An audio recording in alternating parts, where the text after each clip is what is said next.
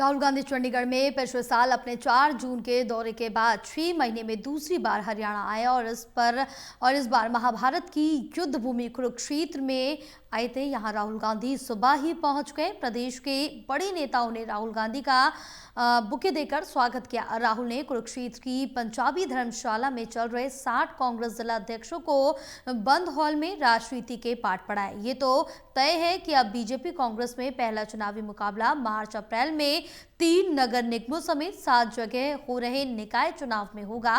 प्रदेश चुनाव आयोग कल यानी कि 22 जनवरी को निकाय के ड्रॉ भी निकाल रहा है।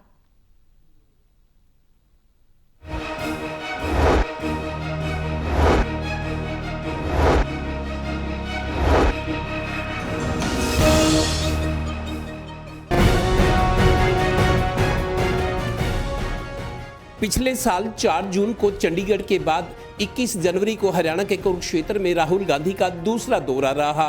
वो कुरुक्षेत्र में चल रहे कांग्रेस जिला अध्यक्षों के शिविर में उन्हें संबोधित करने पहुंचे। प्लेन से अंबाला एयरफोर्स स्टेशन पर उतरे राहुल गांधी सड़क मार्ग से कुरुक्षेत्र पहुंचे। सबसे पहले वो हरियाणा के 33 और उत्तराखंड के 27 जिला अध्यक्षों के परिवार वालों से मिले।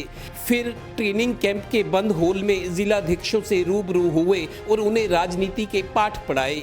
इस दौरान सिर्फ बड़े कांग्रेस नेताओं को ही पंजाबी धर्मशाला में एंट्री की अनुमति थी, प्रशिक्षण वाले हॉल में नहीं। 5 घंटे में 13 तारीख से लगातार उत्तराखंड और हरियाणा के जिला अध्यक्षों का ट्रेनिंग कैंप चल रहा है, जिसमें लगातार 10 दिन तक कांग्रेस का इतिहास के बारे में, कांग्रेस की इस देश के आज़ादी में योगदान कितना रहा, इस देश की आज़ादी के बाद देश की डेवलपमेंट में कांग्रेस का योगदान रहा, और आज क्योंकि कांग्रेस एक मुख्य विपक्षी पार्टी है और देश का संविधान जो बाबा साहब ने एक बेहतरीन संविधान इस देश के हर नागरिक को बराबर के अधिकार दिए, जो इसको ये खत्म करना चाहते हैं, देश के प्रजातंत्र को कमज़ोर करना चाहते हैं, उसको लेकर लगातार चर्चा हुई।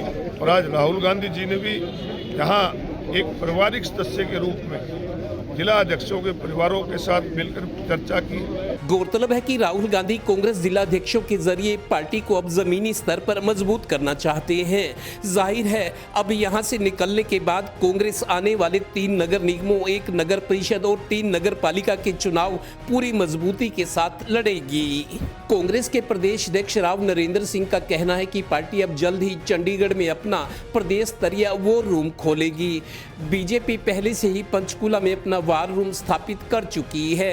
अगर मैं हरियाणा की बात करूं तो हरियाणा के अंदर कांग्रेस पार्टी नहीं है। कांग्रेस के अलग अलग गुट हैं, कहीं हुड्डा जी का, शैलजा जी का, रणदीप जी का, कहीं और अलग गुट बन रहे हैं, और ऐसे गुट बने हुए हैं जिनकी विचारों में दूर दूर तक कहीं कोई समानता नहीं है।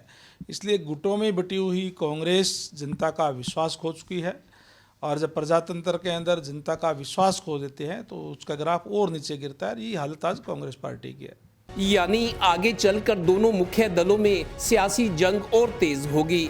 एक बात तो है, युद्ध भूमि कुरुक्षेत्र में कांग्रेस के बड़े नेताओं की हाजिरी और उनके चेहरों पर आत्मविश्वास झलक रहा था। मानो सियासी युद्ध का शंखनाद अब यहीं से होगा।